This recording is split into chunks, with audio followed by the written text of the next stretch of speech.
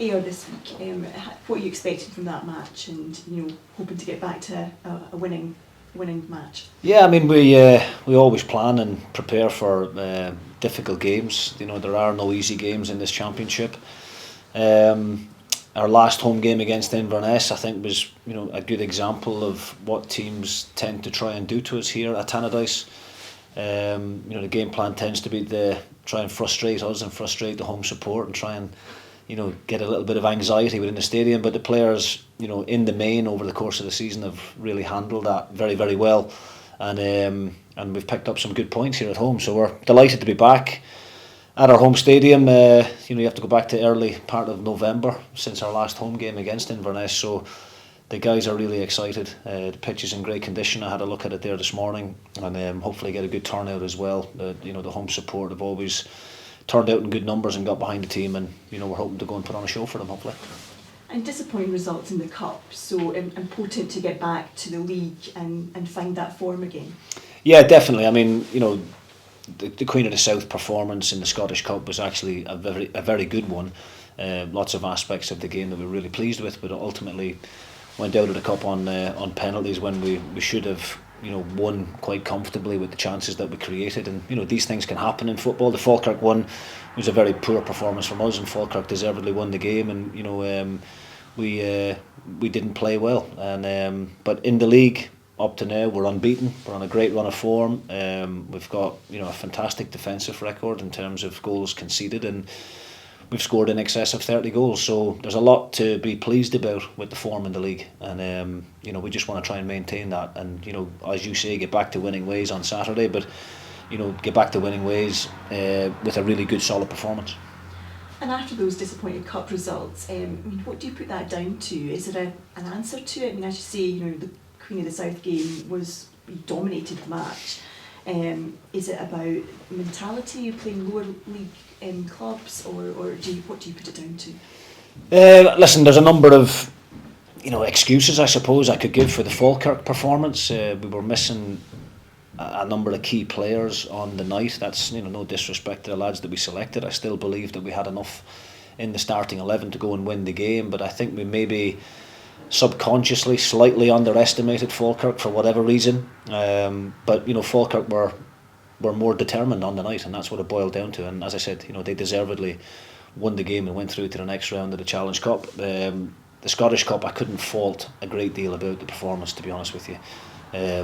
Of course, the goals that you concede, you can always nitpick and talk about different situations, but we had in excess of 40 goal attempts on the day. The goalkeeper for Queen of the South had the game of his life, and that's football sometimes. So we haven't been too downbeat about it, as much as there was a real sense of disappointment the week after, because we all love the Scottish Cup and we all love the romance of the Cup, and we all dream about going very far and getting to Hampden and all the fans having a day out. But look, it wasn't to be, but it wasn't for a lack of effort, and it wasn't for a lack of professionalism.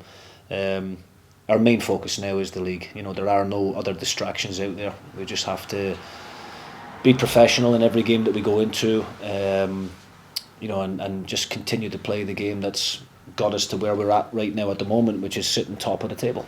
So no panic then? No panic from us. No, absolutely not. And obviously in the league you are sitting top, but hot on the heels are Raith Rovers, just a point behind. How useful is that? Is that a good thing to have that sort of intensity and that pressure of somebody just close behind? Yeah, definitely. I think from a spectacle in general, from a neutral perspective, I think it's great for the league that we have that competition throughout the league, both at the bottom end and the top end of the table. But Raith Rovers haven't caught me by surprise at all, and I think if anyone cares to listen back to one of my earlier interviews at the start of the campaign before the ball was kicked in the league, I felt they were slipping under the radar. They've had a real significant investment. I think all the attention was on ourselves, and that level of expectation and pressure, if you like, was piled on Dundee United when Raith, not a lot of people were talking about them. But I looked at the squad that Ian Murray had built. Great experience, as I said, significant financial investment in the team, and it's no surprise to me that they're having the kind of success that they're having up to now, and picked up some really important results, and deservedly right on our coattails at the moment. I think one thing it does for us as a group is it keeps us on our toes. It doesn't. It shows that we can't have any dropping of standards. We have to maintain the high level performances that we've put in up to now, and try and make sure that we keep them below us.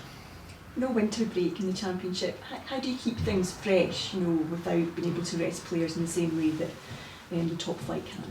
Yeah, I mean, look, the winter break, something I've been used to in recent years, and it's certainly a welcomed break when you're competing, week in, week out. But it is what it is in the Championship and the lower leagues. We continue right through, and sometimes that can be a real positive thing. Especially when you're on a good run of form like we are.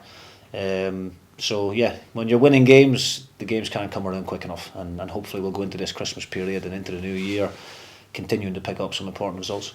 And the January transfer window, is that something that you're sort of preparing towards or got one eye on? Yeah, always. We've, when the summer window closes, then your attention automatically goes towards the next one, which is the January window. So it's not really a window or a transfer window that I like to do a great deal of business in, but I do think if there are one or two areas within the squad that we feel we can strengthen and those options are available to us, then we'll certainly try to do that. But we're not in any desperate measures in terms of lacking players. We've got a very good, strong, competitive squad. We've got no serious injuries at the moment, touch wood. And if the January window comes and goes and we don't do business, then I'll be quite comfortable with the squad that we've put together. But we are in a position as a club of got great support and backing from the owner and from the chief executive, that if there is a player or two out there that that we think is going to make a difference, then we're in a position to do something about it. And what sort of areas would you hope to be looking at or look to strengthen? I don't really want to talk about areas. I don't want to unsettle anybody within my group. I'm not looking to replace anybody, but I think there's always an added excitement when a new face comes into the squad, from the supporters' perspective, but also from the players' perspective as well. But that player needs to be of a really good standard. We're not just going to add to the squad for the sake of it. If we feel that there's a player out there that's got capabilities of making us better as a group, then we're in a position to do that. But I'm absolutely delighted with the squad that we have at the moment, and like I said, if we have to go from now till the end of the season with this crop of players, I believe they're good enough to go and get the job done. And just any team news ahead of the Ayr match? Tony Watt is back in the squad, thankfully. We didn't risk him against Queen of the South because we felt that the groin injury that he had could have become something a bit more sinister. So he's had good rehab over the last week to 10 days. He's joined back in with the group today, and he'll be part of the matchday squad on Saturday. Archie Meekison is still a few weeks away. Okay, thank you very much. Thank you. Just a quick one from myself. Obviously, you've spoken about Raith Rovers being right on your heels, and obviously yourselves at the top of the league being kind of the scalp that many teams will be looking for this season. Just how much of a test of the kind of mental strength of the group is that, and I suppose is that where the experience of some of the older players in the squad can be used to try and maintain everyone's kind of focus, I suppose, and trying to use the pressure but not focus on it too much?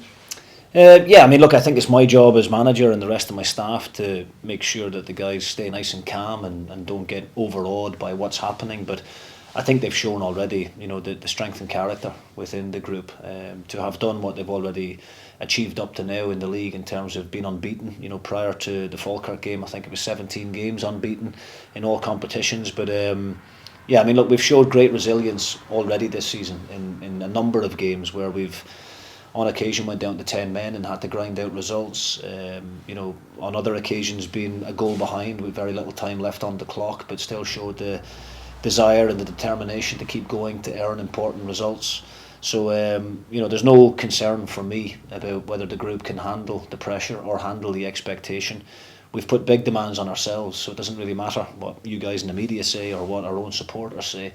We know what the objective is. We know how hard we have to work to make sure that we achieve that, and we know that teams like Raith Rovers, Partick Thistle, Ayr United, Inverness all want to have a say in the matter as well. So we respect everybody within the league, but we just have to keep our foot on the gas and keep going. Okay, thank you very much. Thank you. Is this a time to focus on what's ahead rather than looking behind you?